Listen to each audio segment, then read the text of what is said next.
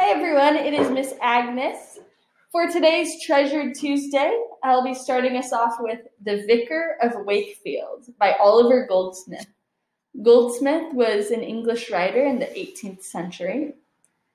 And I want to tell you before we start that a vicar, that might be an unfamiliar word for some of us, a vicar is a religious figure within certain churches. So it might be in a Catholic church, or an Episcopalian church, or in this case, it's most likely the Church of England, I think. And he's someone who performs duties and is in charge of certain things.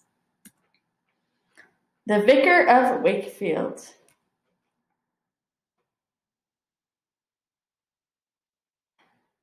Chapter 1. The description of the family of Wakefield, in which a kindred likeness prevails, as well of minds as of persons. I was ever of opinion that the honest man who married and brought up a large family did more service than he who continued single and only talked of population.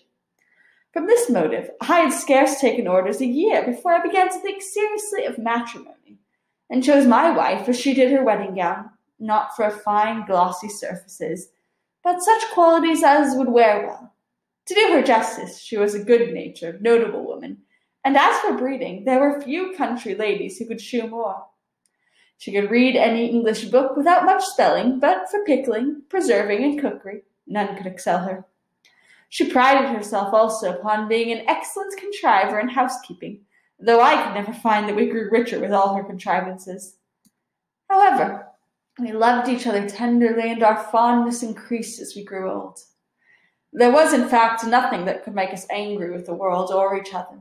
We had an elegant house, situated in a fine country, and a good neighborhood. The year was spent in moral or rural amusements, in visiting our rich neighbors, and relieving such as were poor. We had no revolutions to fear, nor fatigues to undergo. All our adventures were by the fireside, and all our migrations from the blue bed to the brown. As we lived near the road, we often had the traveler or stranger visit us to taste our gooseberry wine, for which we had great reputation, and I profess with the veracity of an historian that I never knew one of them find fault with it. Our cousins, too, even to the 40th remove, all remembered their affinity, without any help from the herald's office, and came very frequently to see us. Some of them did us no great honor by these claims of kindred, as we had the blinds, the maimed, and the halt amongst the number. However, my wife always insisted that as they were the same flesh and blood, they should sit with us at the same table, so that if we had not very rich, we generally had very happy friends about us.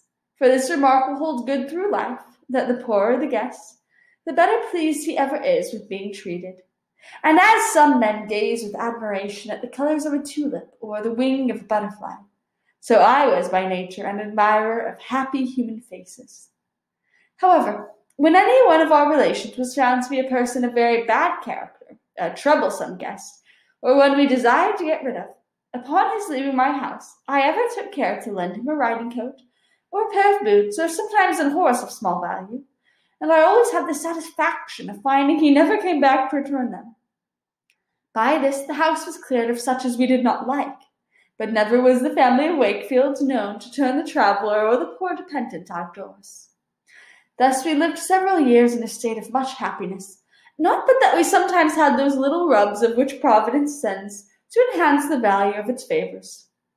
My orchard was often robbed by schoolboys, and my wife's custards plundered by the cats or the children. The squire would sometimes fall asleep in the most pathetic parts of my sermon, or his lady returned my wife's civilities at church with a mutilated courtesy. But we soon got over the uneasiness caused by such accidents, and usually in 3 or 4 days began to wonder how they vexed us. My children, the offspring of temperance, as they were educated without softness, so they were at once well-formed and healthy, my sons hardy and active, my daughters beautiful and blooming. When I stood in the midst of the little circle, which promised to be the support of my declining age, I cannot avoid repeating the famous story of Count Abingsburg, who, in Henry II's progress through Germany, while other courtiers came with their treasures, brought his 32 children and presented them to his sovereign as the most valuable offering he had to bestow. In this manner, though I had but 6, I considered them as a very valuable present made to my country, and consequently looked upon it as my debtor. Our eldest son was named George, after his uncle, who left us £10,000. Our second child, a girl, I intended to call after her aunt Griselle, but my wife, who during her pregnancy had been reading romances, insisted upon her being called Olivia. In less than another year we had another daughter, and now I was determined that Griselle should be her name. But a rich relation taking a fancy to stand godmother, the girl was, by her directions, called Sophia. So that we had 2 romantic names in the family, but I solemnly protested I had no hand in it. Moses was our next, and after an interval of 12 years, we had 2 sons more. It would be fruitless to deny my exultation when I saw my little ones about me, for the vanity and the satisfaction of my wife were even greater than mine.